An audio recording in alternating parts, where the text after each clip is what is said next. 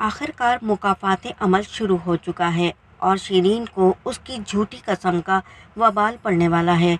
झूठी कसम खाना कोई इतना आसान काम नहीं था, लेकिन शिरीन ने जिस एतमाद से अपने बेटे की झूठी कसम खाई थी, उसके बाद तो ये सब होना ही था।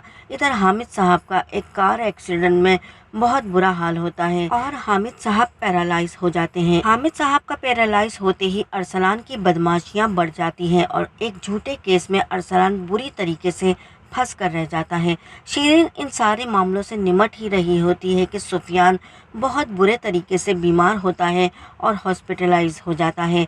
सुफियान की कंडीशन डॉक्टर को भी समझ नहीं आती कि आखिर इसे हुआ क्या है। शिरीन का घर बर्बादी के बिल्कुल करीब होता है। यहाँ पर अरीशा अपने घर वालों के लिए काफ़ी ज़्यादा परेशान होती है और राफ़े से बात करती है और राफ़े के आगे आखिरकार उसका मुंह खुल ही जाता है।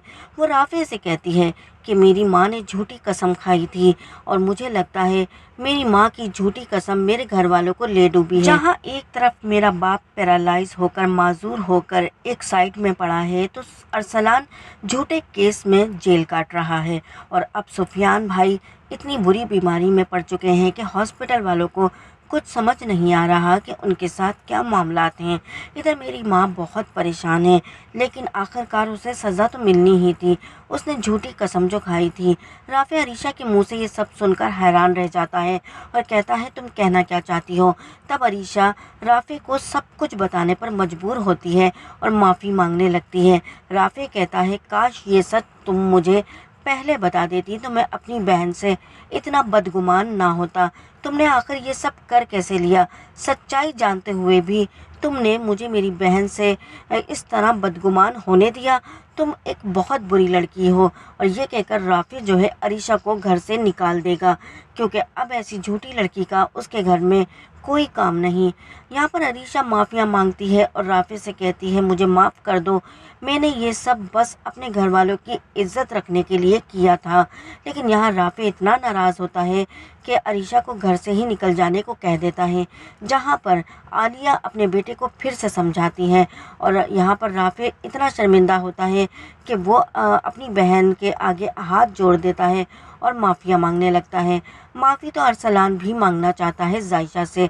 तभी वो जायशा को मिलने के लिए बुलवाता है। अरीशा से कहता है कि एक बार जायशा से मेरी बात करा दो, मैं उससे अपने गुनाहों की माफ़ी मांगना चाहता हूँ। हो सकता है कि मैं इस तरह मुझे अल्लाह भी माफ़ कर दे। यहाँ पर अरीशा जायशा से बात करती है, जहाँ पर जायशा जवाब देती है कि मैं किसी को भी माफ़ नहीं करूँगी इतनी आसानी से। इन सबको अपने अपने किए की सज़ा तो मिलनी ही चाहिए। कितनी आसानी से किसी के किरदार पर तोहमत लगा दी। सब अपने अपने किए की सज़ा तो भुगत रहे हैं, लेकिन शिरीन के साथ क्या होगा? शिरीन इन सब को देखकर बड़ी खौफजदा होती है और आखिरकार आलिया के घर पहुंच जाती है और जायशा को बुलवाती है और उसके आगे हाथ जोड़ते हुए कहती है माफ़ कर दो हम सबको, मैंने तुम पर झूठा बहतान लगाया। राफ़े कहता है आप यहाँ से चली जाएं, आपने हमारे घर में फसाद बर्पा किया, आपको अल्लाह कभी माफ़ नहीं करेगा।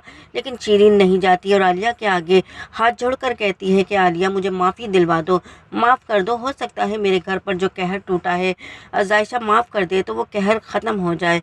आखिरकार जायशा शिरीन को माफ़ कर देती है और जैसे ही शिरीन अपने घर जाती है तो हामिद साहब शिरीन से बात करते हैं और कहते हैं जायशा को बुलवाओ, मैं जायशा से माफ़ी मांगना चाहता हूँ। शिरीन जायशा को बुलवाती है और जायशा आकर अपने हामिद साहब से मिलती है और फिर सबको माफ़ करती है।